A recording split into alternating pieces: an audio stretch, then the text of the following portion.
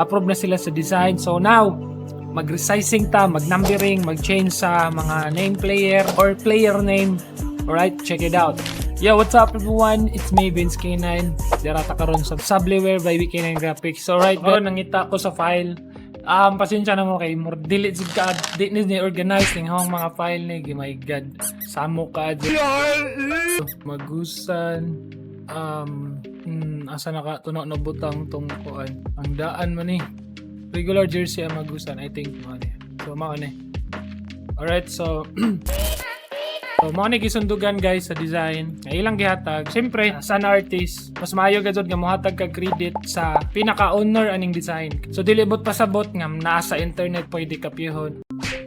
Dili ko ma-encourage dihan ninyo nga copy ra. Now, I'm trying to say nga give the value sad pod to the other artist. Kay syempre, di sad pod dalim baya mag-create kag idea ug concept about sa ingana. So, shoutout ko sa tagiya aning mismo. Di directly but at least diri na lang ko maghatag og credit. Proceed ta or sa atong nakita diri, amboy may tawag na nila. Buton sa ilaing term nga. So regular cut lang ni siya. As you can see guys, ang background natin nga gigamit which is ang polygon gradient graphics. So dili ra siya ordinary nga polygon kay napagajud si Jay. I don't know what is the right term. Moire pattern. Kana bitong mura siya line. Basta mao na to siya. So kung mamatinga mo nganong naka-script na ang amagusan, request na sa client. So yeah, let's proceed na ta. Alright, so sa katong giingon guys, maghimo ra ko og laing video para sa giunsan ako ni pag-create Moire. I don't know how unsa na pagkuan. Pure vector graphics gazud ng gamiton if kinanglan na ako nga gusto kog maka-create ko og mas quality ang output, mas sharp ang output. So mag-effort gazud ko guys para sa ngana. So that's why diha pa lamang sa layout maghatag na ko og value ingana guys. So nga wala lang may naghimo diri og basta lamang nga makahimo lang mi ingana labing nagnay design nga gusto jud na sa siyang ma-challenge sad ko. Sad na sa siyang pangitaag paagi kung giunsa ba. Pero natoy times nga maglisod sad ko. Kana ako lang gipakita ninyo ang wireframe. Kay aron makita nga jud ninyo ba vector graphics na sila. Kopyahon na ako mismo sa design, then maghimo ko og another documents. So kung maka-observe mo, dak-ana na ako. Let's see. Diba? Ang jersey nga atong gi-copy ganina from sa original nga source nga canvas or file. So dako siya, diba? So kung mag-resizing ta diri, mapuno mo gud ni good. Mapuno ni. Kaya nga atong buhaton mong gud diri, resizing nato sa tanan. Lahi ni nga method, alright? So laing pod nga method through Photoshop usually which is more common. So now kung mag-resizing nako, how nang i-remove ng iyang ribbings kana mga lining bitaw niya. So naka-text pa na, open text pa na sila tanan, editable text pa na. So now mag-group ko ani kini nga portion sa likod, sa front group sad na naho, magbutang lang ang tao. Simple text lang, markings nga slides na. So ari ra ta maghimo og na naman tay label para diri sa front. Now, i-group na sad na nato silang duha. Alright. So now, naa na tay pattern for large. Sa height ta ni nag-resize guys ha. Copy na sad na naho. I-duplicate sad na naho ng pattern. Maghimo ko og medium. So ang medium na to is 30.5. So ayan, ugamay na siya dyan. So diretso na sa change sa label. So front na. So, alright. So another na sad. So sa small, may tabuan ni guys.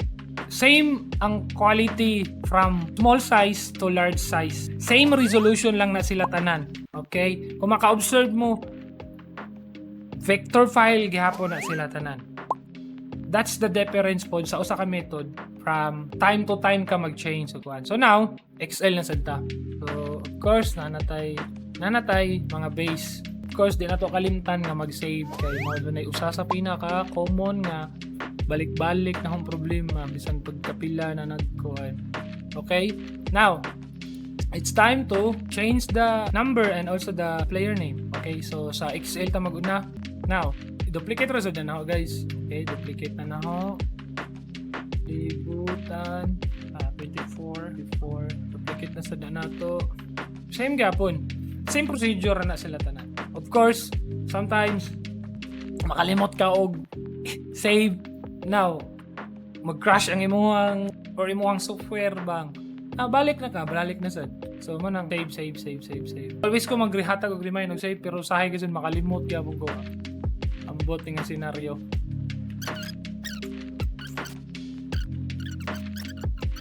Sa uban, makaingon sila nga kini nga workflow is a wasting of time. Alright?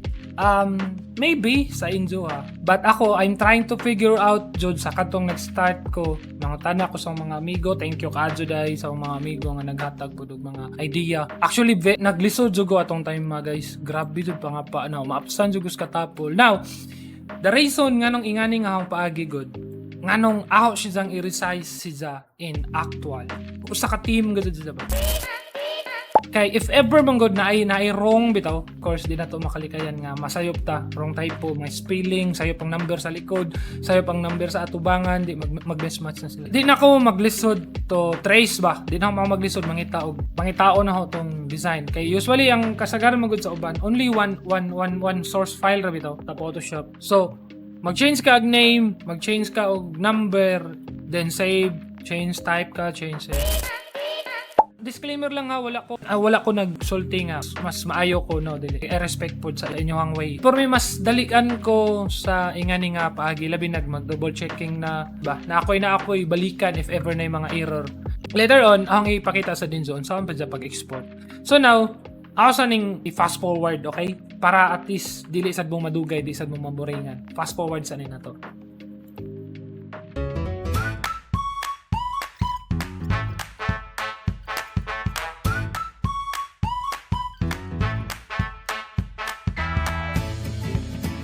Alright, guys, na may 4 years old o nasad po yung t-shirt add-ons ano niya.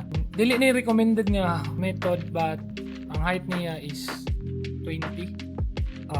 Pwede na bata na ko. Actually, og madako 4 years old, madako pa man siya aron magamit ko doon niya. Onja ning sa color niya ba. Daka na siya bangag. So, kana na to dag kids small. Ano na guys. Sa t-shirt na sad, dali lang. So, natay pattern na. So, mo na ito ang pattern sa t-shirt. So, piyahara na to. Now, of course, ang kining sleeve niya, kuha na to dire. So, itong ibuhat ron, ang sleeve. Duplicate ra to na ho, then mirror ra na ho. Di man so di maogi mo ang pattern para sa imong sleeve. At least ba nga, samtang ibuhat na nimo siya, makita na nimo daan ang tsura ba. Munang ganahan ko sa ingani nga method or way. Diri na punta sa body, sa front o sa back karon mangita ta. Okay ni, piyaw ni nato. Right, so kopyahan nato ni mismo. Open, i-isolate nato ng sud mismo anang pattern. I-paste nato dira, i-center, escape. Di pa na mao ha. Di ba nakapansin mo, nakasando pa siya. So nga itong buhato na delete to na nato. Not entire. Mismong pattern ra nga nakasando para dili na ta mag-change to another pattern for t-shirt. It's easy guys. Watch. Click ra na ako ng mismong pattern sa sando, then delete. I simply delete it ra. Right, there we go. Charan, pwede na nato delete to ng usa ka markings na. Or label, sorry. Wait sa nato gamay. 17. So, dapat sa pikas, maurasad atong button. Right, copy na nato, delete ning amboy nga pattern na baba nato ng konti. So easy, simple ras. Okay, charan. Ana na. Layer name. So graphy number 7. See? So, wala. So sige. Ana. So na tayo t-shirt, save na nato. Alright guys, so humana tag double check guys. So makita ninyo. I-prepare naman sa dani mo para sa printing. So export na nato. Dali ra kay mag-export diri. Naka-group na sa din siya nag-export nimo. So natay gitawag nga asset export. I go it for 150. So JPEG na nako. 150 is mo na pinaka kuan ha gamiton. Very safe kaadyo ang imong file din kay from Victor to export nimo siya sa lowest resolution. High quality gyapon ang kuan niya. Iyahang finish output. Pinduton ra na ako ng export, then ato ko sa mismong folder, then mag-create ko og folder diha nga to print. Select ko diha, I'm going to add to XL. Mag-create ko another subfolder. Select na ho ana ang kaning duha ka to XL. Ato na siya musod. So now sa XL, daghan man na sila guys. Makita man na mo indicate man na da sa babaw ang export amagusan successfully complete. Now select din ho ning pattern. Alright, na may usa ka single asset o napoy multiple assets. So, ngari ta sa multiple. Kinanglan man na nato ni sa front and back. So, yeah, masud na isa dira, di ba? After na export na sad nimo, create na sad kag folder. So, XL. Select nimo folder, generate na dito. So, wato na sila. Manually gahapon but very worth it man sad. Alright, so di ba indicate na dire. Remember na daghang mga paagi, lahi-lahi og mga way. Nakitaan lang na ako kini nga paagi. So na-enjoy na ako ni. Ganay na automation, ay mapalit na mga ingan na i-type rasad na ni. Basin sunod ug mapalit ko ingan. Pero karon na-enjoy sa na ako. Alright, success na. After na, check na nimo tong imong na-export jersey. Alright, so kompleto. So after na, i-convert na sa na to og CMYK para sa printing. Mauro to, thank you so much sa inyong pagtan-aw. Hopefully na amoy nakatunan sa kaning paagi bisag walay kwenta. So mo to guys, sunod na tong takil na to dangang unsay gamayo mas gamiton, ang Photoshop, CorelDRAW or Illustrator. Now, thank you so much. Follow day. Okay, share din ninyo guys. It's your boy Vince K9. I'm out.